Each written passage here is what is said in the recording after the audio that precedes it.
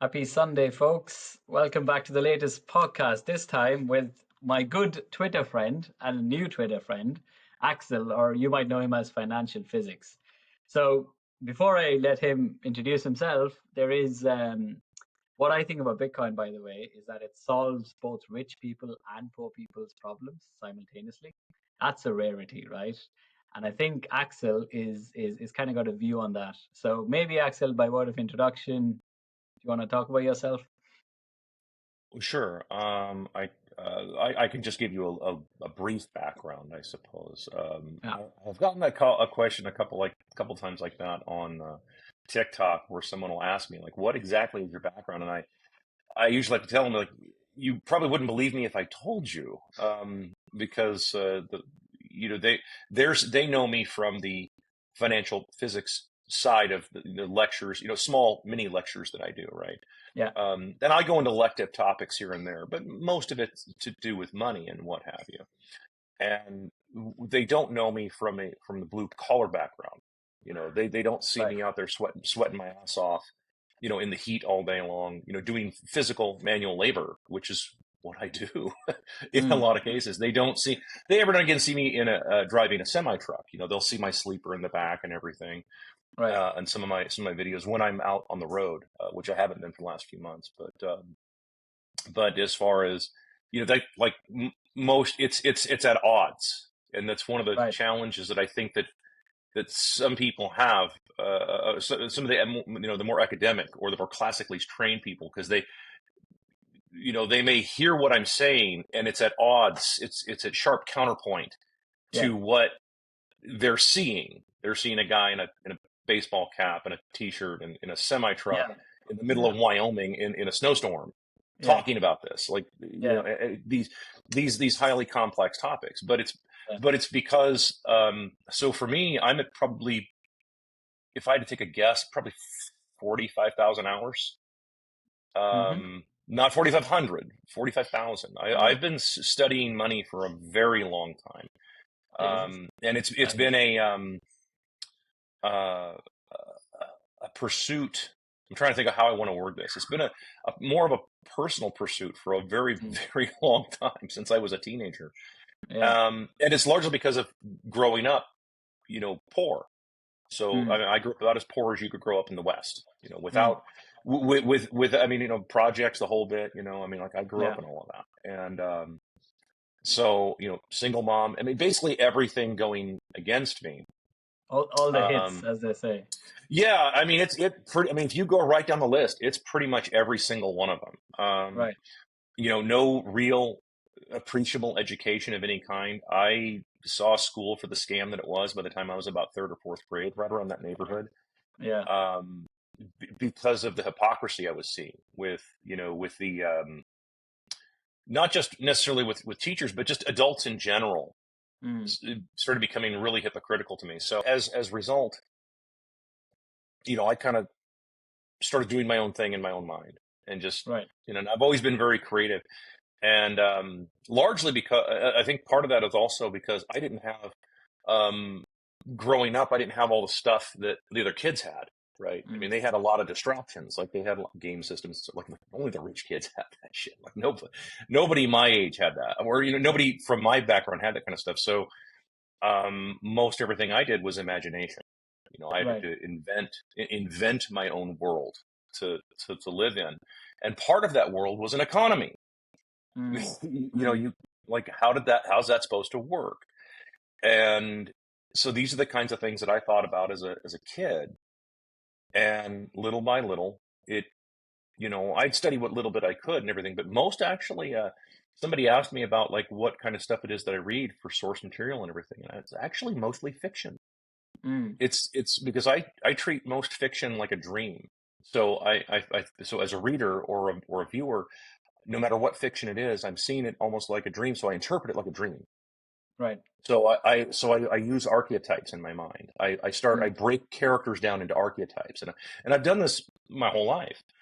And when you do that enough, you start to question the physics of it, number one, and the Mm. money, number two.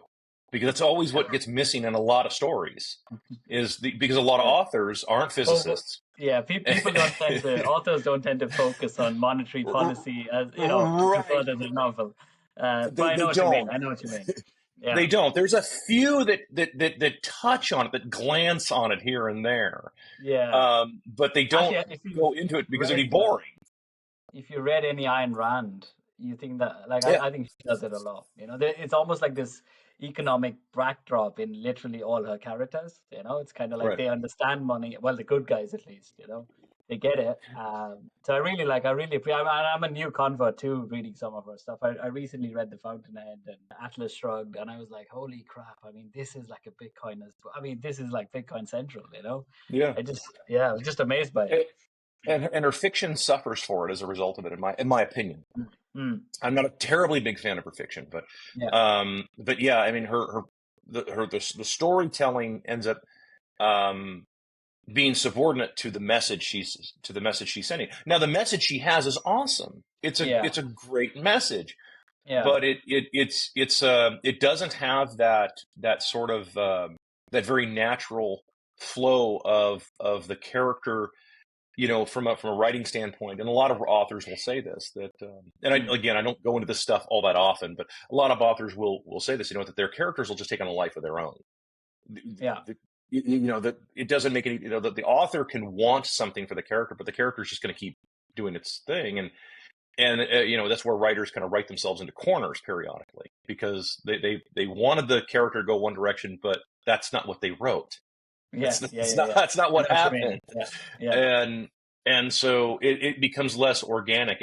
And that's why I think that, like, it's why I have the opinion I do of, like, things like science fiction. So for example, science fiction, yeah, which are allegory stories that a lot of people take a little too literally yeah, on that. And I think you miss out on some of the greater point that the author is desperately trying to make. yeah, Whether he knows it or not, he's trying to tell you the story. But because he doesn't maybe necessarily know about the let's say the finances about something, or the physics of mm, something, they have to make something up. And yeah, so, like, well, we're going to create this energy module that creates yeah, energy out of yeah. nothing. It's like that's complete bullshit. Yeah, exactly, like the It's flux capacitor, right? I mean, right. it's a writing instrument, really. I mean, that's what it is. It's a device. Yeah, it's Yeah, a plot exactly. device to try and tell the rest of the story. Further the And story. yeah, and that's the part that gets kind of missing, I think. As much as we love the stories, but it's like, so anyway, where I was going with that was just, I wasn't trying to belabor that point, but where I was going with that was just, that's how I grew up, was watching all of Mm. that and then picking it apart, piece by piece by piece by piece. And that's really where I got a lot of the information I have, is Oh, decoding, what I would call decoding it, yeah, and and trying to see it for what it was, whether I agreed with the author or not, whether I agreed with the story or not, whether I liked the character or not. I try to take the morality out of it, yeah, right? yeah. The And mechanics actually, is what you're interested in.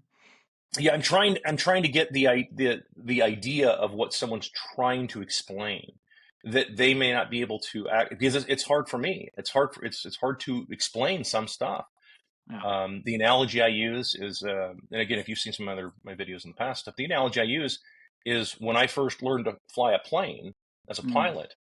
You can spend all day on ground school. You could spend 6 weeks talking about the theory of flight all you want, and fluid dynamics of how the wind is going to go over the wings. You can talk about this stuff all you want, but until you're actually in the sky and you feel that, Yeah, there's nothing to describe it. We yeah. we can we can we can talk about it all we want, but until you go do it, it's like it's a It's completely the different feel. yeah, exactly, and it's the visceral reaction to certain things, right? I mean, it's literally Yeah, happening yeah, in your brain, and a lot of times you can't even. I find that I can't even sort of articulate that feeling into actions, because as if I were to do that into words, even it loses so much of its semantic meaning. If you know what I mean, it just gets yeah. lost in translation, literally from It my does. brain to a page. And I think a lot of authors kind of, and I think the ones you're drawn to the most are the ones that sort of light these pleasure centers in our brain anyway, right? I mean, Hmm. because a lot of these feelings are like literally felt and not very easily described. Which is why if I am a fanboy of something, if I was to try and convince you of it, I can't sell you the feeling because I can't even express it. I can't even articulate Right. it. Right. But so then what I'm Yeah. reduced to doing is the parameters. I tell you about the features, I tell you about the numbers, and I tell you all that good stuff. But you're actually missing that actual feeling of it, you know? Yeah. It's the part it's the part of what, it's the part of being, I don't want to get too existentialist here at least not for this particular type of conversation. Yeah. I can get super existentialist if I want to, but for this conversation, I don't want to get too far out there. But I think what we're describing is what it is what it feels like to be human as opposed to software. Yeah. So Mm. in other words, there's sort of the idea of, okay, we're all just sort of brains in a jar somewhere, and this is all a simulation. Okay, well, that's fine. We can have that. But there's a feel that has to go with that you could only experience by being separated from that type of existence, because Yeah. otherwise you wouldn't have you would have no frame of reference. Yeah. Everything would feel two-dimensional. Yeah. It wouldn't have the same feel unless you're right there. So yeah, I mean Yeah. so I get what you're saying, and it's hard to describe it when, especially on an intellectual level, I think, Yeah. when I trying mean, to this break it down, and it exactly robs a lot of essence the of it. The magic. essence of it. Yeah, Yeah. Exactly. you can hyper intellectualize something to the point where it's so tedious and boring that nobody cares anymore what you're talking about. Exactly, and that's why the white paper, for example, like the one that Satoshi wrote, is literally just black and white, dry, boring, mathematical, technical, whatever you want to call it, right? But then when you describe like the sheer impact Bitcoin has on people's lives, you like that's not in the white paper anyway. It can't be in a white paper, you That's know? where I come in. Yeah. Right there is the overall, the implications of Mm. that, because it changes. And I'll tear into this a tiny bit, as far as Bitcoin is specifically concerned. I don't think, and I've said this for a long time, I don't think that even some of the people that are heavily invested and into Bitcoin fully understand the Mm. real implications of what this is going to have. If in fact you have a currency, for example, that if the world does get to which has been my goal, if the world can in fact understand the idea of an actual finite currency that does in fact obey the true laws of physics, because we are bound by those laws on this planet. Hmm. And whatever this reality is, it is. And if they fully really understand those implications, it changes basically everything. Mm. And in a very, I don't know if you saw it or not, but there's a very first video I ever did that I called the primer video, Right. long time ago on YouTube, and it was me using a Fibonacci sequence of numbers, and I Hmm. use that analogy of 0 plus 1, 1, and then 1 plus 1, 2, and you know how the Yeah. Fibonacci sequence works. Yeah. Yeah. Yeah. I do. And then what I did was about right around, somewhere in there, like, 3 plus 5 equals 8, or Mm. 5 plus what I did was I changed it, and I said, okay, let's just change this to a 6. Let's have incorrect math. Let's Mm. rob 2 from this equation. Mm. The next equation, while it may say something like, 5 plus 6 equals 11, right? Hmm. That Hmm. that equation in and of itself is correct. That is mathematically accurate. Yeah. But the sequence is bad now. The entire everything beyond that is going to be distorted going forward. Right. Yeah. Well, so how I view Bitcoin, when because I heard about Bitcoin in 2010, and early 2010. Right. A friend of mine was telling me about it, and he screwed it up so badly that it cost me hundreds of millions of dollars. Because had he explained it properly, I'd have picked it up instantly. Yeah. Instead, he says, "Oh, look, it's like a stock." I'm like, "Okay, Mm. I'm out. I'm already out, man. Yeah. Just stop. I'm not a gambler if I can avoid it." And it wasn't until years later that it finally, I researched it a bit more myself. Just Mm. taking everybody I knew out of it, and I'm like, "Oh my god." Yeah. Because I understood the math instantly. Yeah. and went back and thought about that. Like, okay, well, what happens? And this is, of course, this is the where I was going with that. What happens if you go back on a Fibonacci sequence that you've been doing for, let's say, 3,000 places down that are incorrect, and you go back to the top and change that one equation? Yeah. You've just changed everything. Correct. And that's, so you've got this enormous amount. I mean, it would be akin, I think, to aliens, space aliens showing up on planet Earth and saying, "You guys got it all wrong. What the hell are you people doing?" It's akin to that. It's Yeah. hard to. You could almost write a Twilight Zone episode out of something like that, or a Yeah. science fiction episode out of something like that, as an allegory to describe Bitcoin. You almost Yeah. could. Now Yeah. nobody would get Exactly. it, but you No, could. I And know what you mean. but And I it's think like I that think changes so much. yeah, and I think that's why. So see, all these years I used to think that it's the big banksters, right? They are the ones who are corrupt, and they're the ones who are blocking this, and they're keeping a ball under the water, if you know what I mean, right? They're Mhm. allowing they're stopping this from truly blossoming into what Bitcoin really should be. But actually now it's not even that complicated. I think it's just sheer incompetence. I don't even think they understand it, right? And that's why they don't do it. It's like there isn't malice necessarily here. There's just pure and utter arrogance and quite possibly a lack of just a basic understanding of Bitcoin. And maybe because they're so tuned to this fiat mindset, and also because their salaries are effectively being printed out of thin air, they are completely incentivized not to understand this, right? So they're never going to understand it. And I've kind of gotten to the stage myself when, I know like Jamie Dimon or whoever, whichever big bank guy can come out and call Bitcoin rat poison, or Warren Buffett can do it, or Charlie Munger can. And, it's kind of Yeah. like, I mean, guys, like, really? Is it rat poison? I mean, have you understood it? Or are you just saying that because you just haven't bothered studying about it? So, I mean, I heard I saw a lecture a long time ago. It was a 4 hour lecture. It was fairly long, but I remember watching this, and it was actually fascinating. It was a great interview. It was with John Taylor Gatto, who Mm, was an inner city school teacher, who was also, I think he graduated from Princeton, and excuse me, he had quite an educational background, one right, hell of an educational background, and he was a professor at a very prestigious university for many years, and then he gave that up to go work in the inner cities, somewhere in New York, right. and he became I want to say like a middle school teacher, right? In just and for whatever reason, I don't remember the reasons he gave, but he did this, and he had these extremely successful students, and one of the things that, because he was voted teacher of the year like many times because of he was so hands off with his students, Mm, and he would teach them whatever they wanted to learn, which is a fascinating way to teach.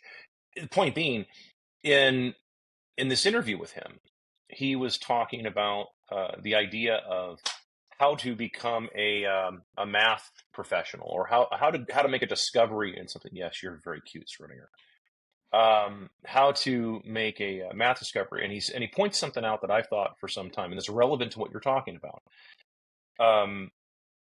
If you go to the universities and study math, it mm, virtually guarantees you will never make a mathematical discovery, because you're just going to get the same. I need to put you down. Come here.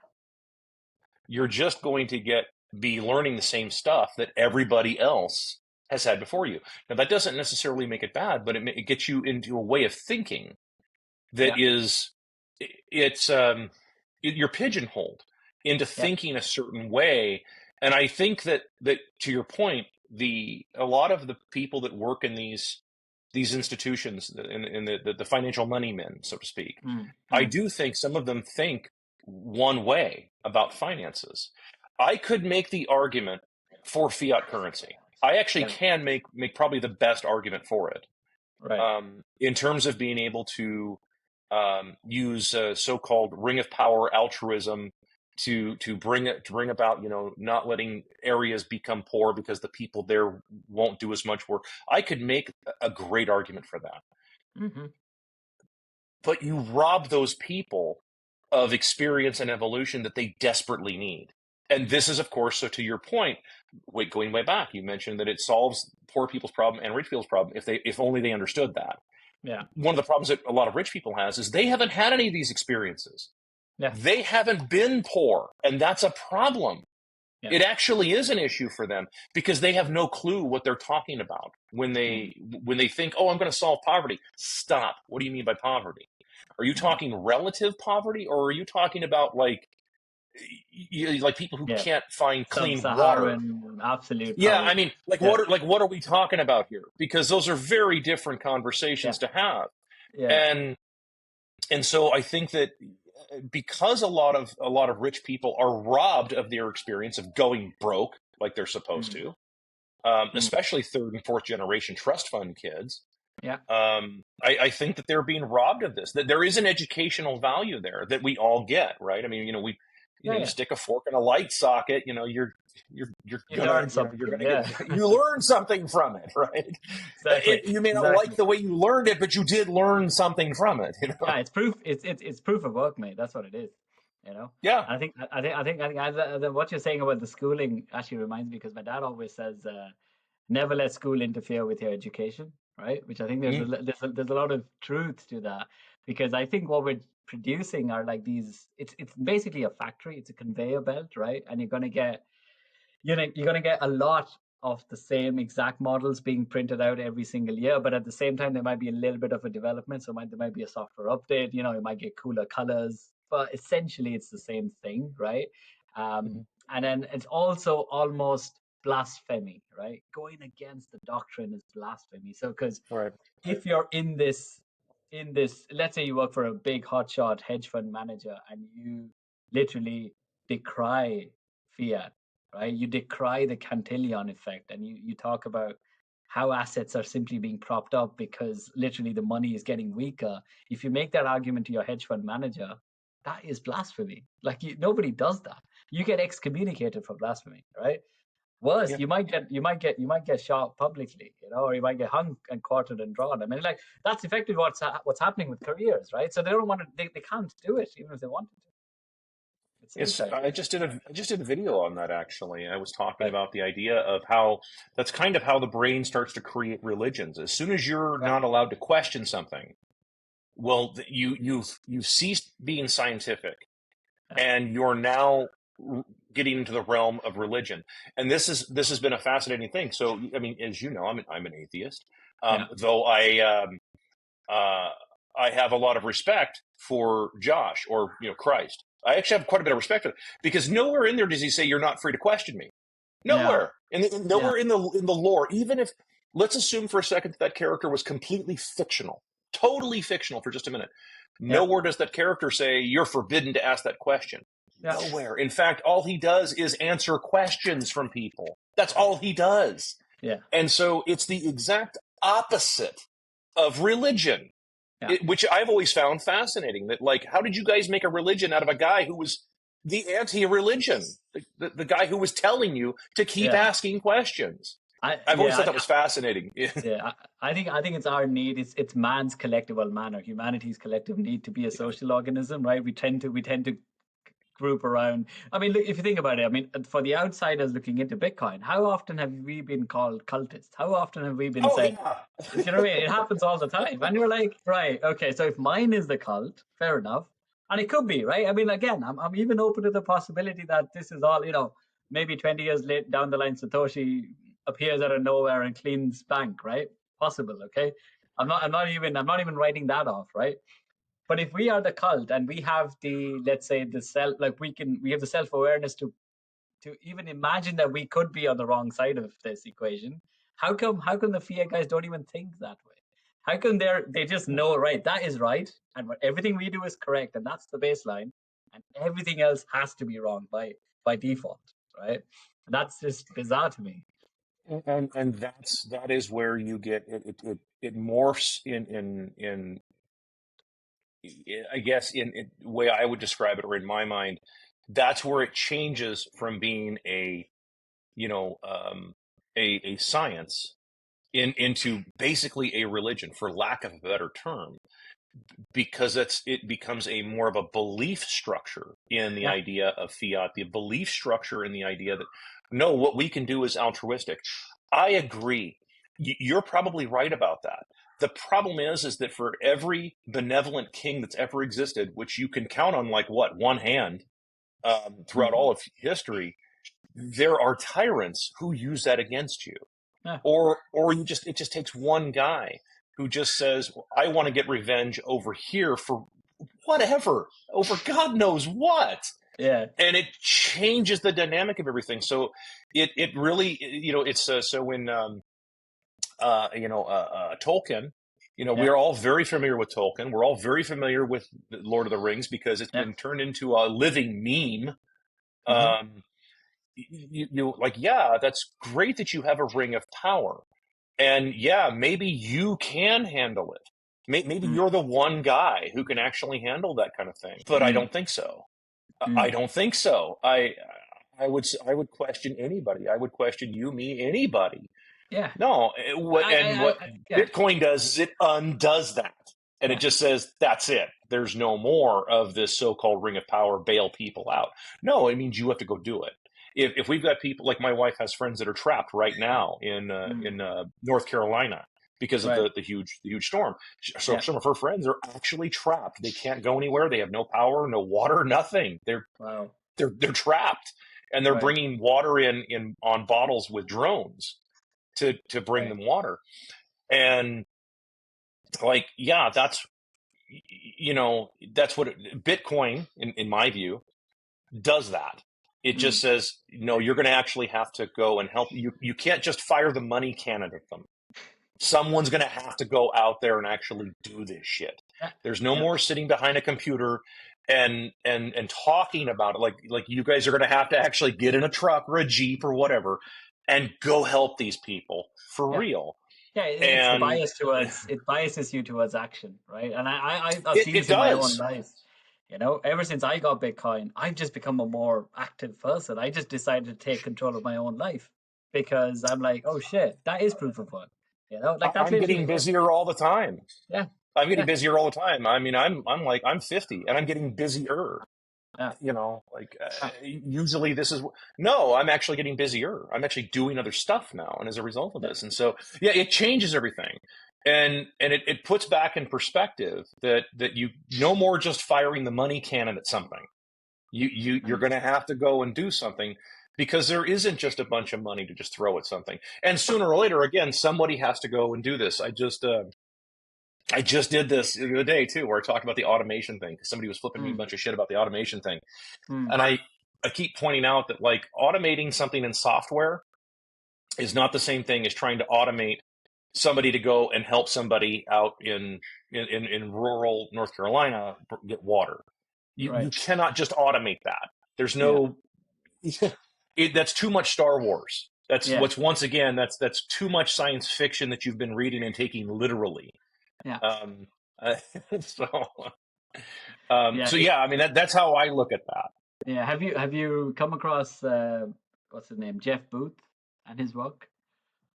I He haven't. talks I'm sorry. about okay, no, because he's a big Bitcoin. I mean, one of the OGs, right? And he was his whole funder is that like it's actually a really interesting theory which he has, which is like technology is inherently deflationary, right? Everything Mhm. gets cheaper over time. Like that's the whole point of technology, and it does that. But if you look at it, things get more expensive in fiat terms for us all the time, Oh yeah, right? yeah. Right? So something's got to give. I mean, how is it that our productivity should have actually 100x in the technology sort of boom that we've seen, but we haven't. In fact, our prices are going higher.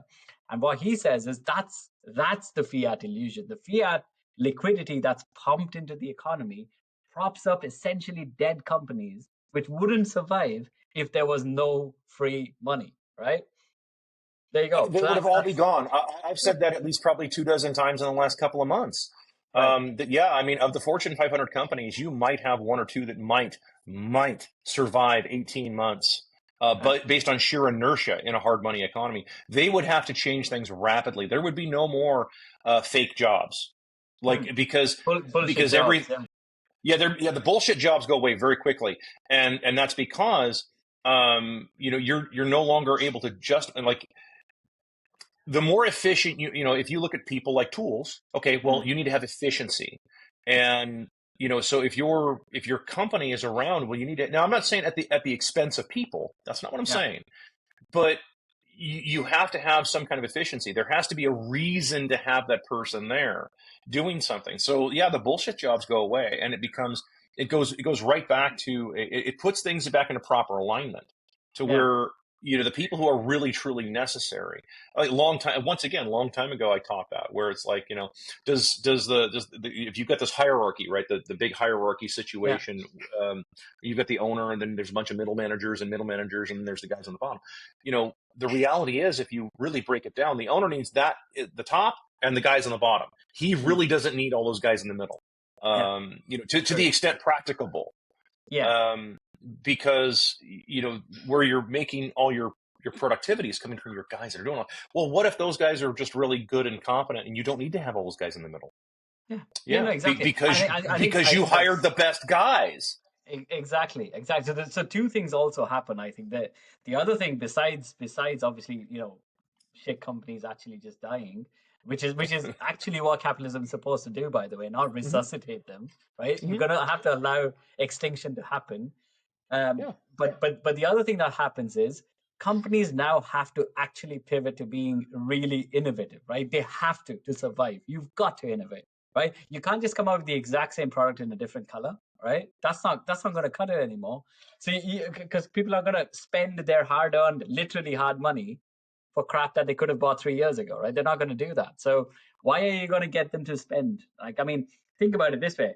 What will you possibly want to spend your Bitcoin on today, which you don't, which like I'll happily give away fiat. I'll never give the Bitcoin, right? So right. That's how I look at this. If I'm going to spend Bitcoin on something, it's got to be something that I'm going to get what I consider to be a reasonable amount of utility out of. And that it's going to be something that's solid, and it's something that's going to actually impact my life. There's a question I have to today. I'm going to be answering a whole bunch of video questions. After we're done with this, I'm going to be doing a whole bunch of videos answering questions for people on TikTok.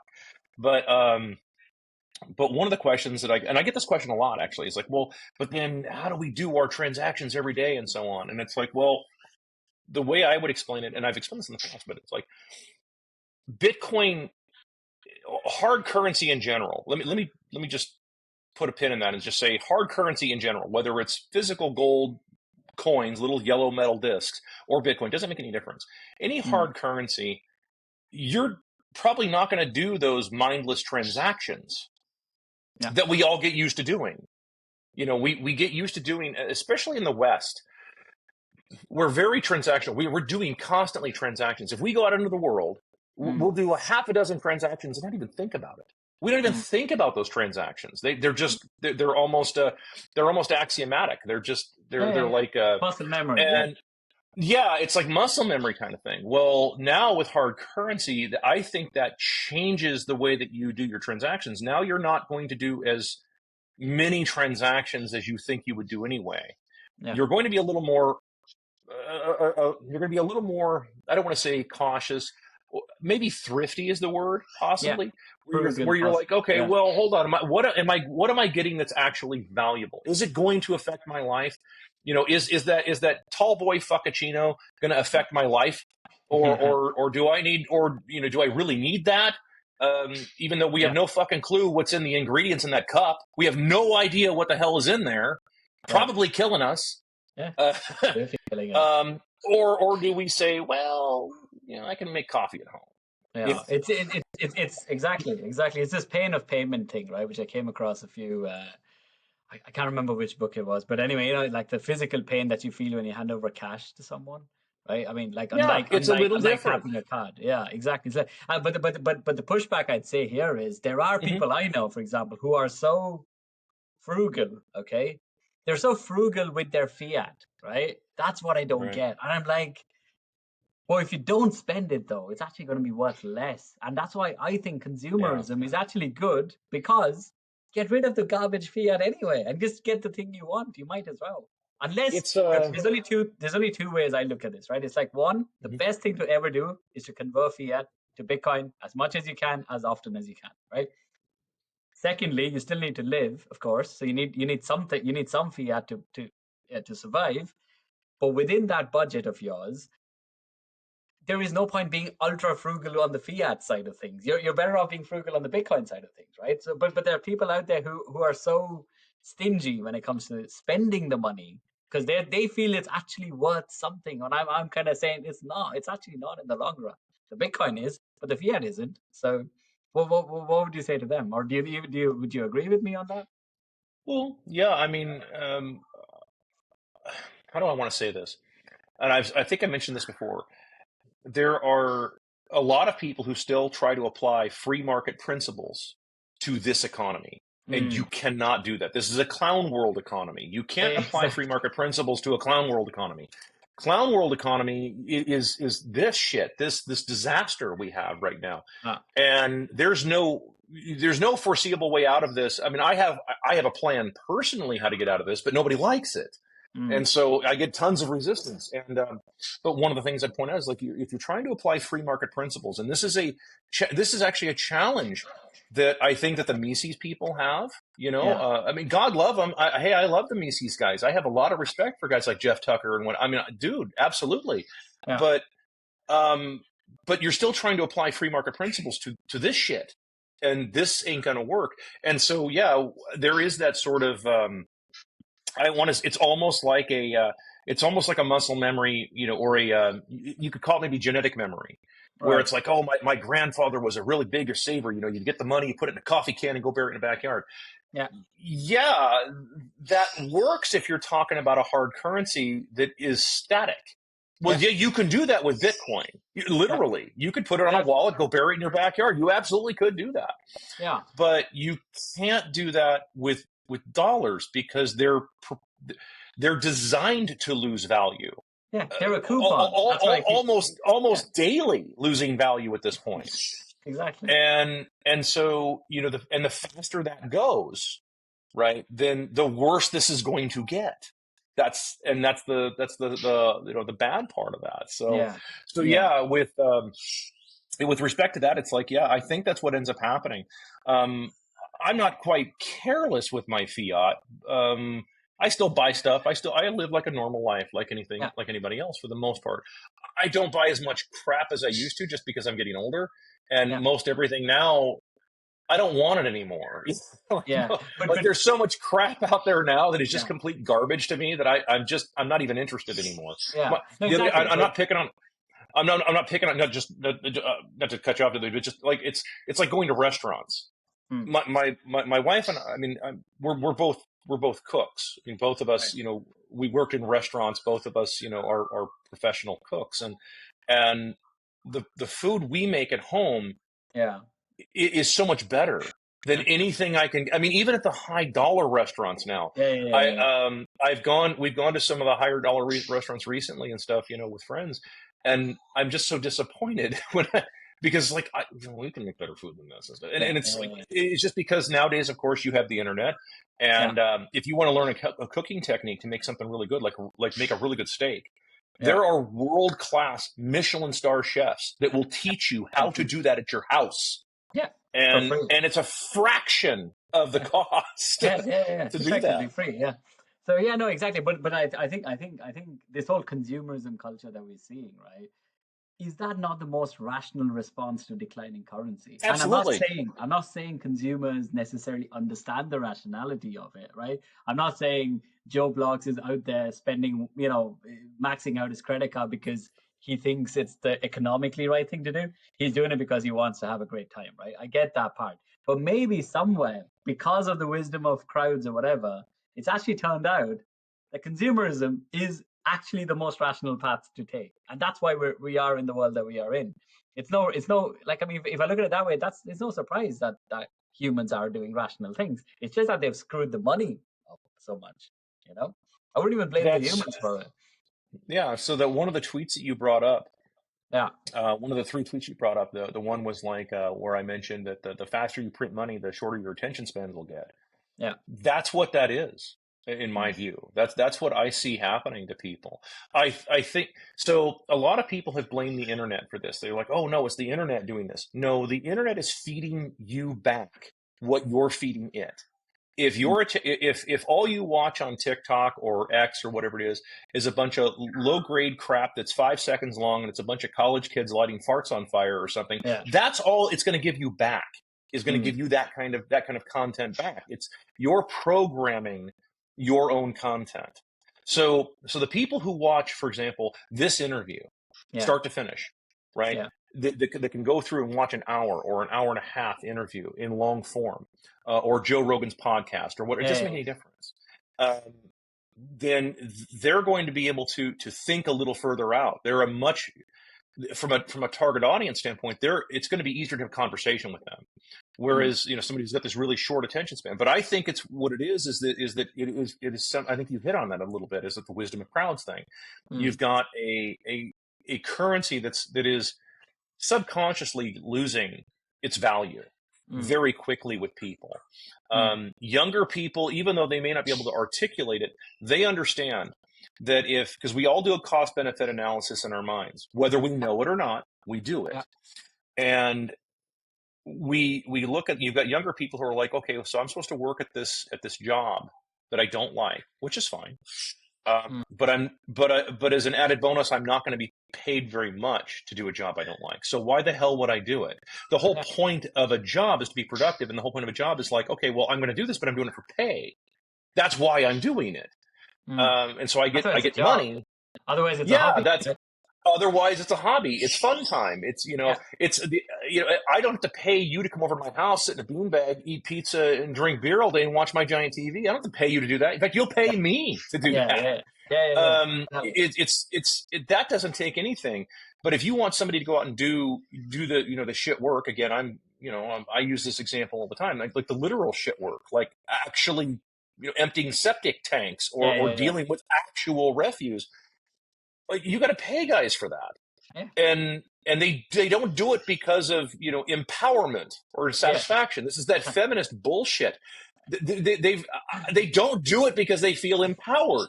They do it for money, and more importantly, they do it. They do it for what the money will buy. And when the money doesn't buy anything, people, they go like, okay, well then why the fuck bother? Why should I do this? Why should I put myself out? And do all this inconvenient crap if I'm just going to go home, be shit on, be told by the media I'm evil. Why would anybody do that? Nobody's going to fucking do that. Exactly. And you know what? In Europe, so we're in Europe, right, in the UK, which is actually gone a step further beyond that, because now they're like, all right, guys, you don't want to do it. Fair enough. Guess what? We bloody pay you the social benefit anyway, right? Because they can magic it up, and everyone gets it as unemployment benefits. They get it in their bank account on the week, every week. So why the hell would anyone get out and do anything, right? All you've got to do is stay at home and do fuck all, right? And you're sorted. So what's my incentive? What's my incentive to go out and bust my ass for? Like, for what? I'm getting all the stuff I want anyway. Netflix costs about 15 quid a month, right? What do I need? This is just it. It's like, and that's of course my issue. So like, once again, when as I brought up the automation issue, it's like, okay, so you're going to automate all these jobs. Okay, why didn't you automate all the jobs that nobody wants to fucking do? Because you can't automate them. That's exactly why. You eventually run out of your so-called automation. You again, sooner or later, you need to have boots on the ground. Eventually, it's going to come down to that. We can play battle bots all day long with drones in the sky. We can do that. Eventually, you're going to have some actual guys on the ground who go do stuff, and you're going to have to pay those guys.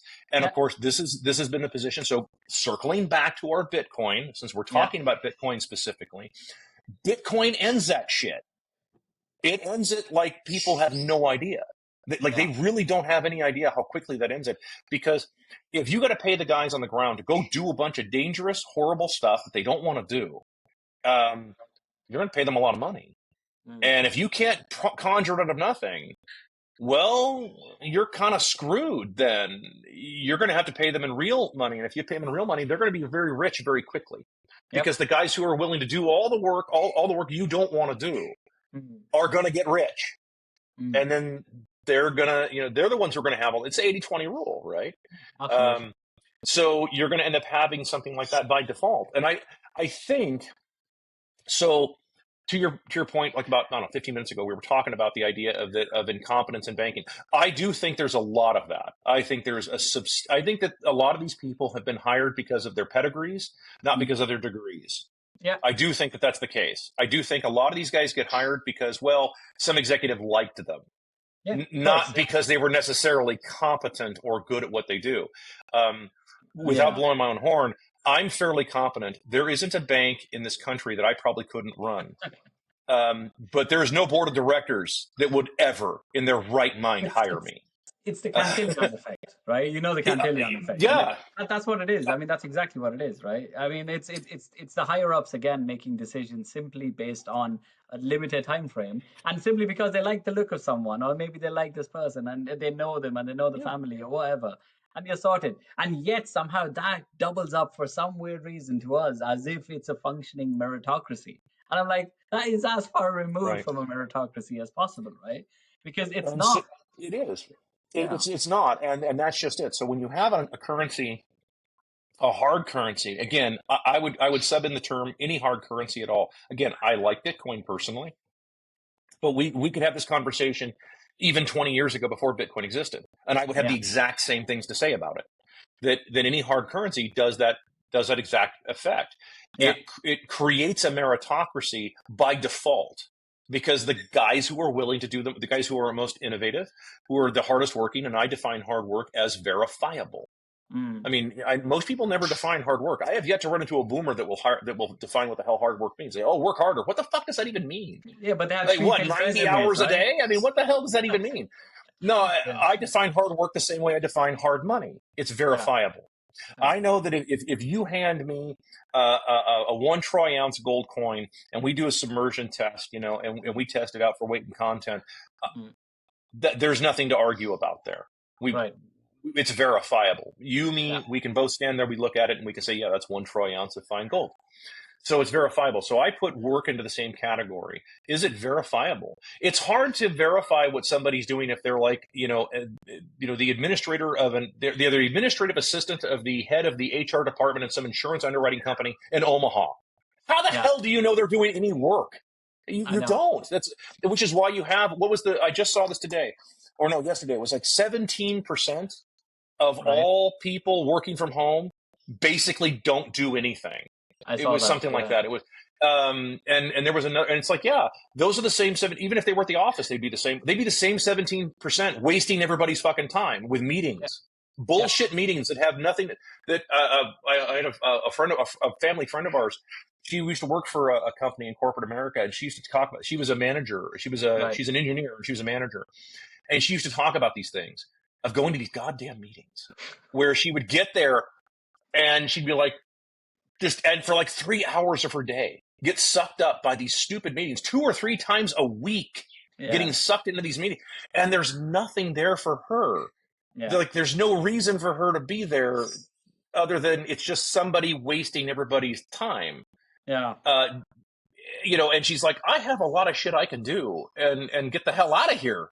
If I get all this stuff done, I can leave. I'm salary. I can take off. I don't need to stay here all goddamn day. Yeah. And I think that there's a lot of people who, again, same thing, the people who do the Yeah. work, they feel the same way. They're like, why the hell am I at this goddamn meeting? Again, why do we need to have another meeting about diversity or something like Yeah. that? Oh my Yeah. God, Yeah. dude, Yeah. get over it. We get it. Let's move on. It's yeah. Unconscious bias is the other one as well. Yeah, that's it. That's it. I love the way we can train our unconscious consciously. I just think that's a brilliant idea. I mean, I'm like, that's bound to work. Anyway, right. So, okay. So moving tax slightly, right? So let's assume we do usher in, for whatever reason, a Bitcoin standard. Mhm. What happens? What happens to these people? What happens to us? What happens to me? Suddenly, I have a young kid we have a 5-week-old baby. I can't actually be as productive at work as I used to be before it. So I'm in what happens to me? Am I now is my career on the line? Is my cash flow situation going to get impacted because suddenly everyone wants efficient, innovative, hardworking people, and I'm no longer that? What happens? I mean, is this a doomsday scenario that we're kind of playing out for ourselves, or is this actually the great savior? I actually don't think it's doomsday. I think as with a lot of things, they, well, let's take the internet. The internet has brought us a lot of good. It's allowed us to have this conversation right here. Now, this again, 30 years ago, it's like this is not happening 30 years Yeah. ago. Not with the ease that we have. Yeah, the technology, that type of technology existed, but not with the ease that we can do this. To where just an average guy, can just sit down and have, like, that didn't exist 30, 35, 40 years ago. So the internet has brought about just as much good as it has bad, right? And because it's also exposed all the horrible shit that goes on in this world, and that's true. All the horrible crap that a lot of us, particularly in the West, try to not look at, right? And that, by the way, that's with the sanitized internet that we all see, right? I mean, that's not dark web. You go to dark web, you can see whatever the hell you want, and it's just fucking horrible. It'll make you want nothing to do with life at that point, because it's like, oh my God, people are that horrible? Yes, they are that horrible, or can be. So I think that Bitcoin fits into that same category. I think it would cause just as many problems as it would solve. I think it would solve a ton of problems. But as I pointed out, so hearkening back, that Fibonacci sequence that I gave, right? So now you've corrected that one equation. And now you have all these wrong answers to deal with now. And I think that's what would end up happening. You now have tens of thousands, if not millions, of wrong answers that now we have to, as a civilization, go back and deal with. And it's sort of like a day of reckoning, right? Where you're like, okay, now we as a people, wherever we are in the world, doesn't matter. We as a people have to then go back and say, okay, well, how do we solve for this? How do we solve for that? Because you're right. Now we actually have a hierarchy of true competence. Yeah. Which means that now it is going to reward efficiency and so on. And the question, of course, is that, but then again, you also, somebody pointed out, they asked me, like, what if everybody hoards, too much? I'm like, well, the problem is that the value, that all it is, the purchasing power goes up of whatever coin is out there. So it doesn't really affect, just means that you get more of something. Yeah. You get a more accelerated deflationary scenario. But, the hoarder, but and I think that, like, if you could wave a magic wand, which I would not want to do for something like that all at one time, it's probably going to happen at some point. There's going to be that tipping point where that's it. The system just can't take it any longer. But I think that if that were to happen, so going with our hypothesis here, my suspicion is that there would be a massive period of adjustment that would probably take about a year. And the reason I think that it would take such a short time as opposed to Roman Empire collapse, where it takes 1,000 years to deal with all that, is precisely because we do have this type of communication. We do have this kind of existence here where we can talk to one another over we don't have the physical distance problem that we had with the Roman Empire. Roman Empire collapses, and people are still living under the Roman Empire 300 years later, still thinking that it's still there, and they're waiting for the tax man to show up, who has never showed up. What's because they're gone. So we don't have that now. Now, if for example, the U.S. dollar collapses, the whole world will know about it in about 25 seconds. Yeah, that's right. I mean, it'll be instant, and everybody go, what do we do? Well, at that point, I think there is a period of adjustment of everybody. First of all, number one is going to be the 5 stages of grief. The first will be disbelief. Everybody will be in total denial of it. No. My $2 million house that I bought for a string of anal beads and $25 in the 70s is still worth $2 million. No, it's really not, sir. It's worth whatever somebody will pay you for it. Yeah. I'm putting it at about 4,000 satoshis. And that's probably not too far off of reality, mathematically speaking. When you take it out over 8 billion people across the planet, that's probably not too far off. Yeah. And so, it's like, well, there's that disbelief that's going to take place. And then the bargaining. It's going to go through, they're going to go through the 5 stages, and everybody's going to go at different rates. The difference is that once again, we have internet. So that'll speed it up for quite a few people because they can commiserate, right? They have something in common with each other. So again, for example, I have a lot in common with our friends in North Carolina that are screwed right now because of the disaster, because we just had a hurricane hit us a month and a half ago and we lost our house. So so like, our house had a tree come down on it and collapse it and such. So that's why I'm in this other house now with the blue walls. It's not my earth tones that usually. And that's really it. So there is an adjustment that takes place, but I do think that people will adjust a little quicker than in the past, only because we also have the idea of ease of transaction. This is something. So let's talk about. We'll talk about gold versus Bitcoin here for just a second. Gold is a brilliant idea, and it held its own for thousands of years. And it really, I'm talking about gold, physical gold, not gold backed. There's nothing more temporary than gold backed something. Zimbabwe is proving that right now. That's fiat. That's just, you won't last in this day and age. You wouldn't last 3 hours, and they will print more paper than there is gold to back it, guaranteed. Exactly. So if you have hard currency, I think then just people have to adjust very quickly and realize that, well, okay, hold on. Again, that tall boy frappuccino at Starbucks, it's like, do I really need that? No, probably not. I have bigger fish to fry right now. And there's an adjustment. And then, but having said that, I full disclosure, I own no stock in American Express, none. I'm just using them as an example only, as a payment processor, simply because they are, they have like their claim to fame is their charge cards, right? We're all familiar with their charge cards. They have a little Roman guy on them and everything. And it's like, there's a company, for example, that is in a perfect position to switch payment processing from dollars to sats, just like that. I mean, I would say they could do it probably within a week. It wouldn't take long to figure that out. And because, and again, the question is what's the purchasing power of a Satoshi? If you want my opinion, it's probably close to now a $10 bill, a single Satoshi. So I know that there's going to be a bunch of Bitcoin guys who are, oh my God, that's the most bullish thing ever. I don't think so. Again, the math, we're talking 8 billion people on planet Earth, and you're talking about all the trade imbalances, because there's a lot of trade imbalances, particularly with the rest of the world and the continent of Africa, right? From a geopolitical standpoint, and then just from a resource standpoint. I mean, Africa is an insanely rich continent. They're insanely rich in terms of minerals. So in terms of trade imbalance, I don't think that's too far off. I think that, like, then you have, so to your question about, like, well, what does everybody who doesn't have Bitcoin do or doesn't have like, what do they all do? At that point, that really is when, in my view, the guys who have been talking about this stuff, people like me, so, I'll point the finger at myself, guys like you, guys like everybody who out there, Sailor. I mean, Sailor's going to have to start putting his money where his mouth is, and start spending some of that.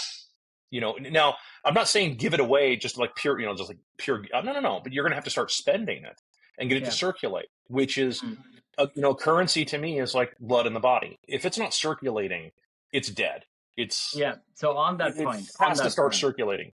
Agreed, right? Okay. Look, again, we can go through the whole medium of exchange versus store of value debate for Bitcoin, because I think it actually is both, right? And that's an entire podcast in itself, right? But an interesting thing which I've often done, and I've not necessarily recommended people to do, but I think there are bits and pieces you can try, which is collateralizing some of that Bitcoin, right? Now, again, it involves trust, it involves counterparty risk, third-party management. I don't trust anyone with anything anymore. I give them, let's say, 1% of my Bitcoin holdings, and I borrow, 50% against that 1%, right? So in fiat terms, because I wanted to get a PlayStation 5, for example, and I don't want to spend my fiat for it. I have a little bit of Bitcoin. Let's do it that way. Now, your argument, and I remember one of your tweets was that apparently you say props up the US dollar, or I presume any other fiat currency. Explain to me why. Why is that? So the way that I look at that is no different than what we do with gold currently. So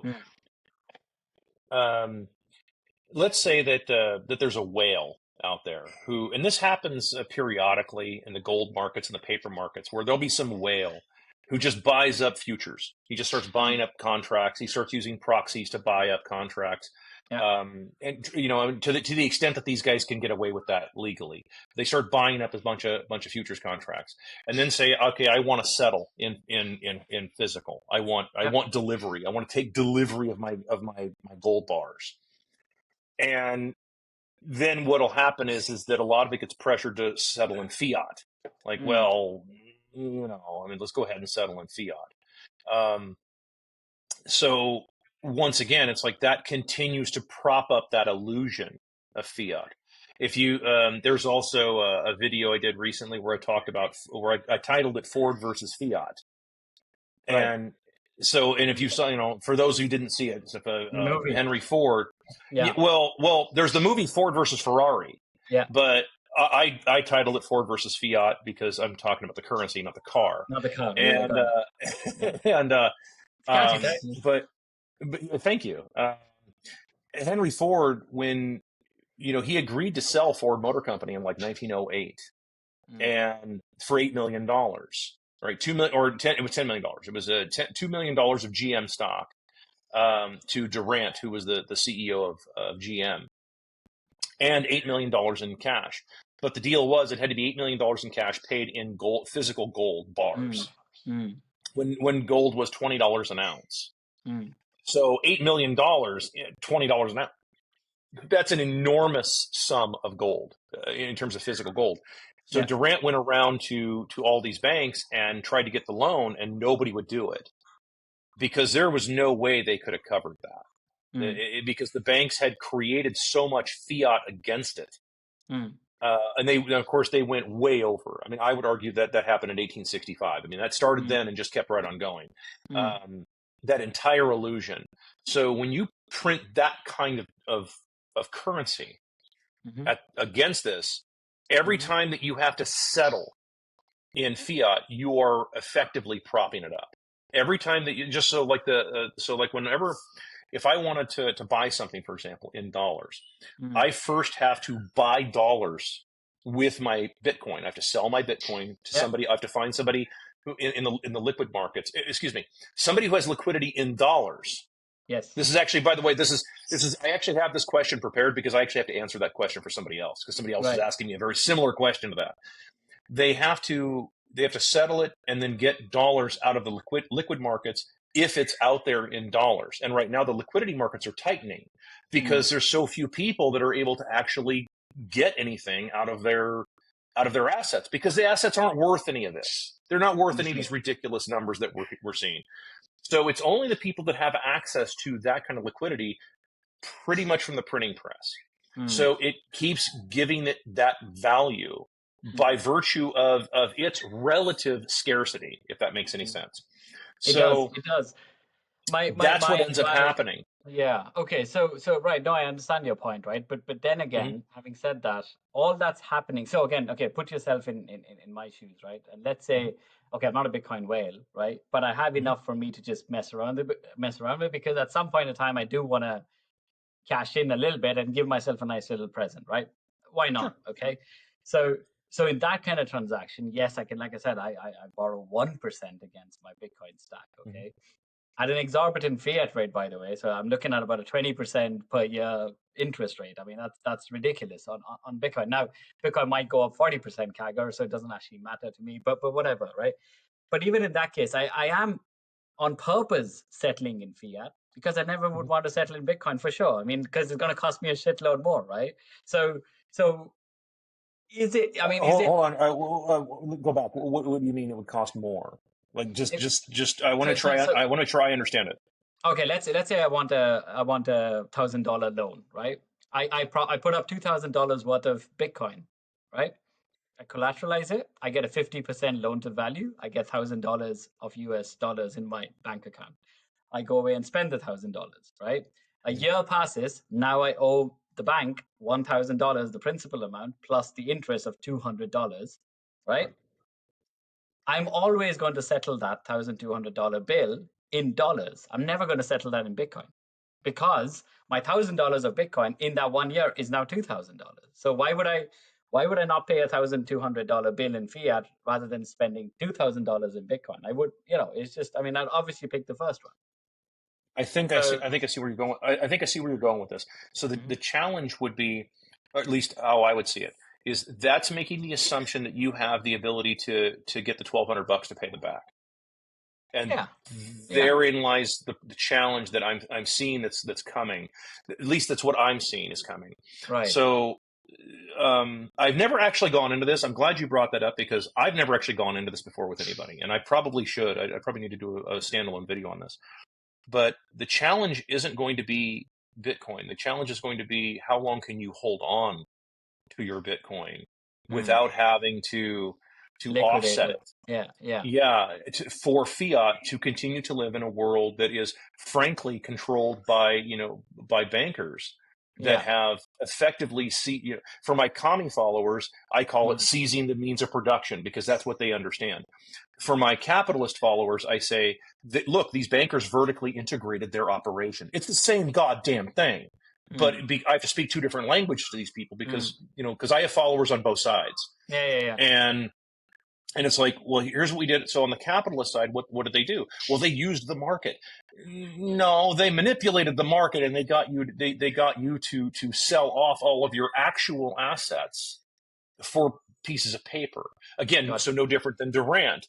Durant got all these like Oldsmobile, Cadillac, and all these other car companies to sell it to him, but that was in paper, right? Now Ford, for example, that deal would have happened.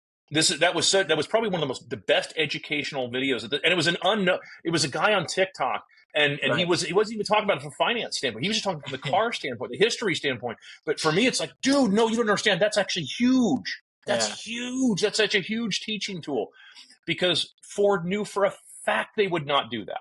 He knew they'd never part with that much gold ever. It'd be like asking some Bitcoin whale to part with their Bitcoin.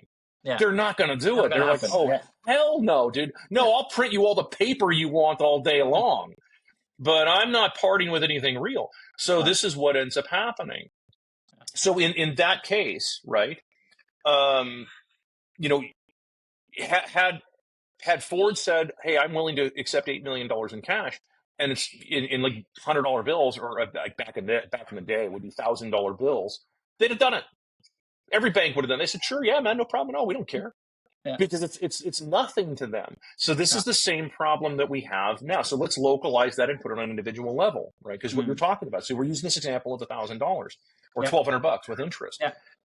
It makes the assumption that we still have, we still have a job, that we have access to that that nothing has changed, and that we can still get a hold of that money the hold of those dollars that they control the issuance of where those go.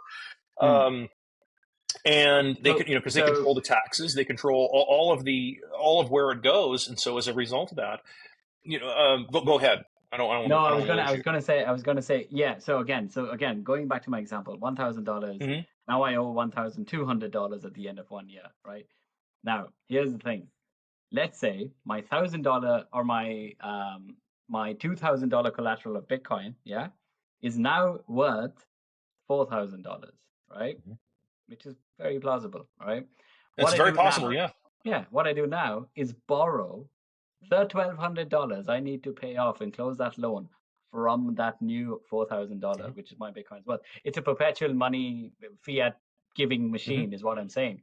Now, big caveat, Bitcoin has to increase, I think, by rule of thumb, at least 2.5x the interest rate the bank is charging you as collateral, right? So if it meets that condition, you effectively have generated for yourself an asset that will keep on giving you a set amount of. You've created an what's it called? An annuity, I think it's called. It's perpetually going to give you that much of money as long as Bitcoin increases.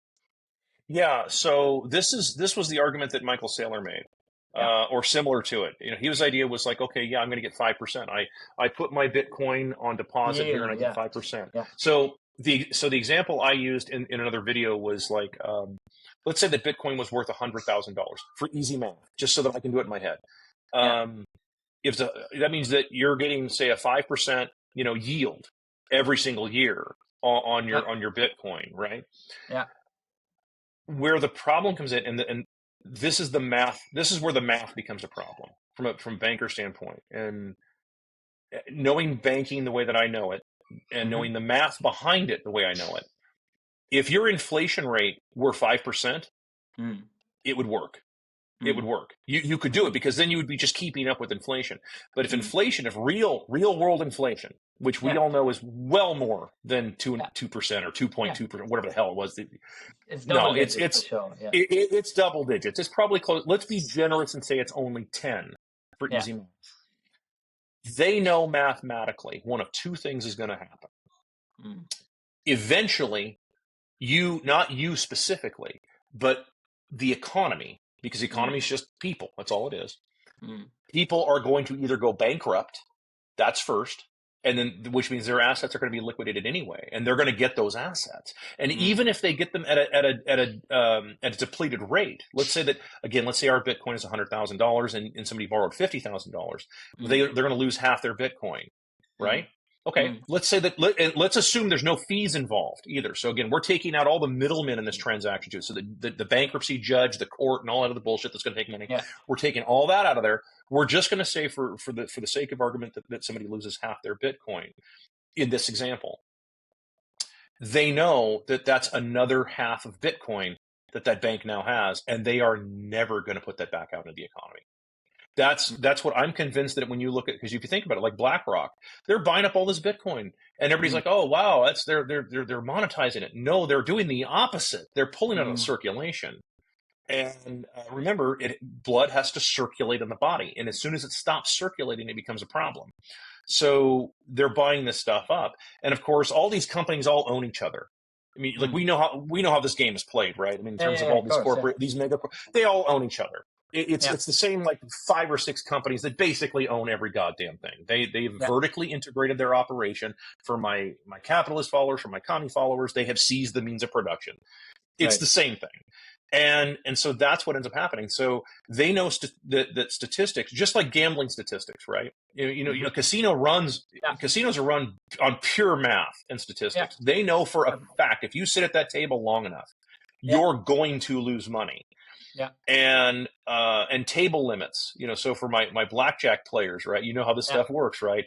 As soon as there's a table, if you had a table that had no limit, you could win. You absolutely could destroy them. Statistically, right. But as soon as you put a $5 to $100 table limit, that's it. They got you. Mathematically, you're hosed. It's pure luck if you walk away from that table with any money. So that's how this works. So in your case, again, I'm talking specifically to you. You're right. Your Bitcoin may be worth 4x what you borrowed it at. So if you borrowed it at, your Bitcoin, let's assume a whole coin, you have a whole coin, it's worth $100,000, you borrow 50 grand against it. Now your Bitcoin is worth 400,000.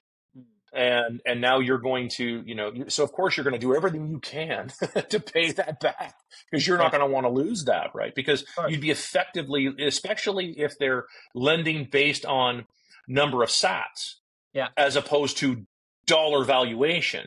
So currently it's dollar valuation, right? But I think going back to, and that's my point.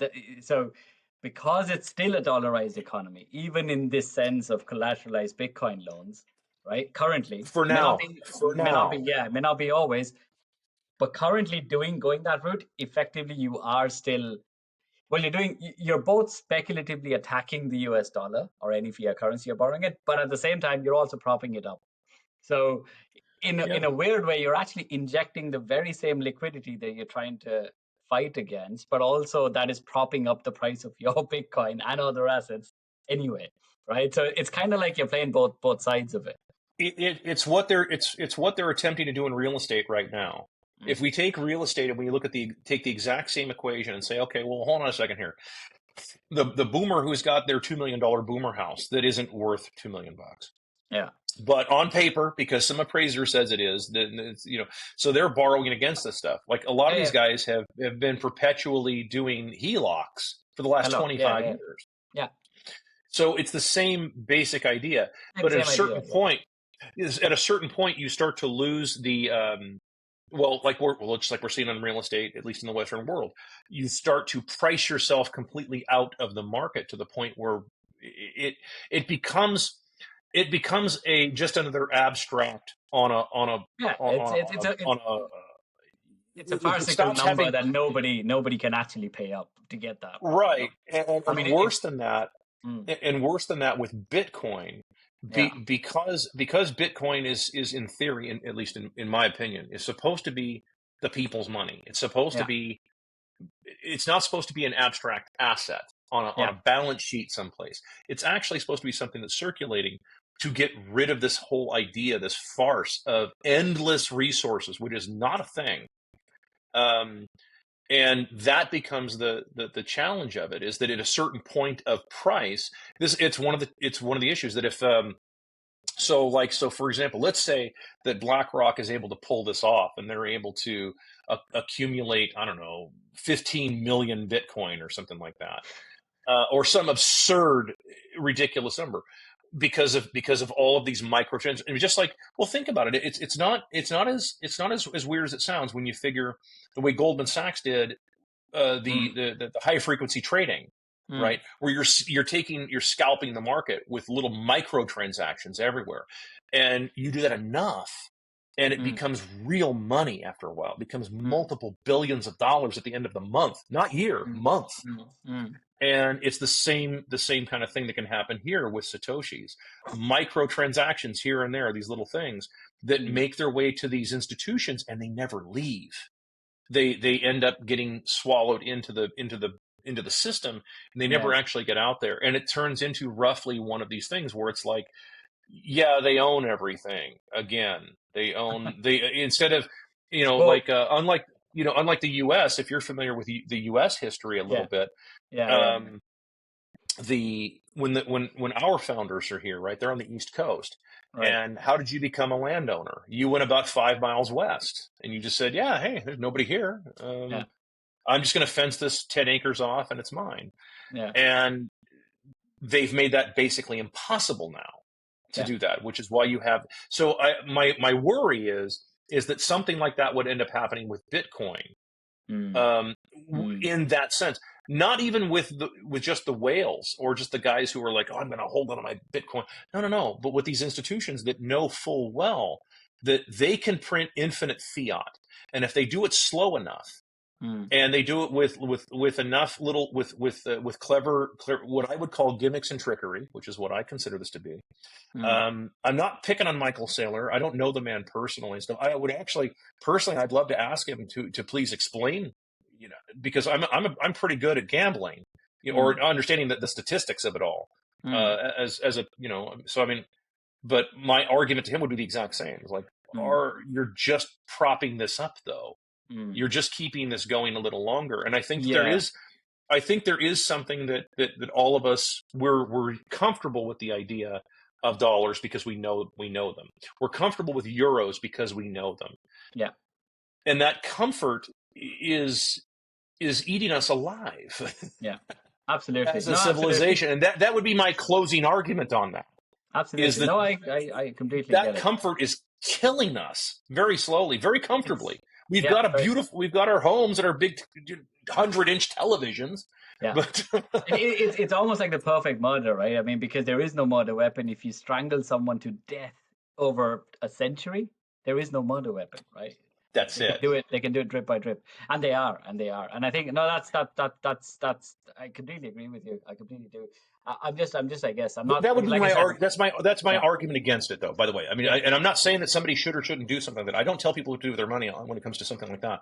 yeah, But I would point out that on a it sounds benign, yeah, but it very quickly can move into something that is very toxic very yeah. quickly, and No, then agree. before people realize it, they don't know that. And then, of course, the other problem is that, and I'll close off that portion with this, is just pointing out that you and I are speaking English, Yeah. right? And the English speaking world is becoming an aged society. Mm, Um, mm, and many people don't speak English, so they're not going to have this conversation. um, Yeah.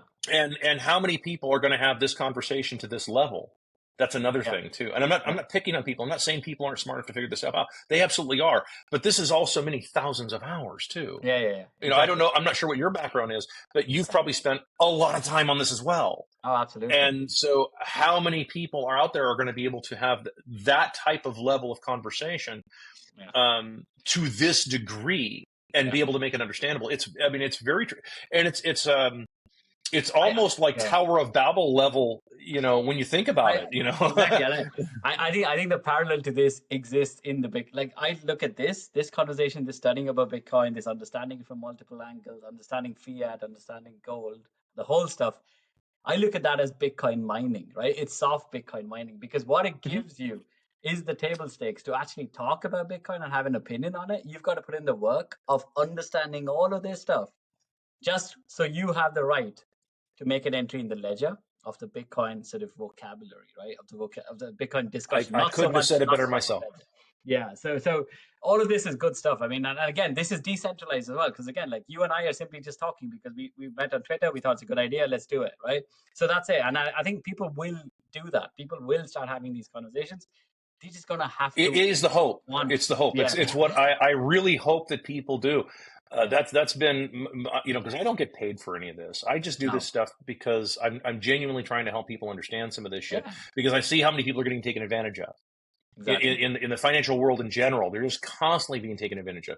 And you know, and I see so many of these horror stories where, like, oh, I bought this house and I've gotten screwed. It's like, yeah, I mean, as a building contractor, let me explain something. I mean, like, dude, look at infrastructure of the house. Don't just look at how pretty the kitchen is. Like, I mean, you really need to, like, pay attention to this stuff. And it's the same kind of thing. So it's just trying to get some of this information out to help people understand it. But you're right. There's so much to understand that once you get to that level, then you really start to grasp it. So yeah, you really do. Look, so hopefully this has given everyone a peek into your mind, as well as hopefully it's piqued interest for people who've never heard of Bitcoin. But you know, maybe we're helping this conversation happen, right, globally. So I'd like to think so. On a small level, yeah. Well, let's see. I mean, I keep up the great content, by the way. So definitely, you've a fan in me for sure. So keep that going, and thanks a lot again for taking the time out. It's been a hell of a conversation, man. I try. Excellent, Axel. Look, we'll catch you on Twitter, right? Take it easy and enjoy the rest of your day. Thanks a lot.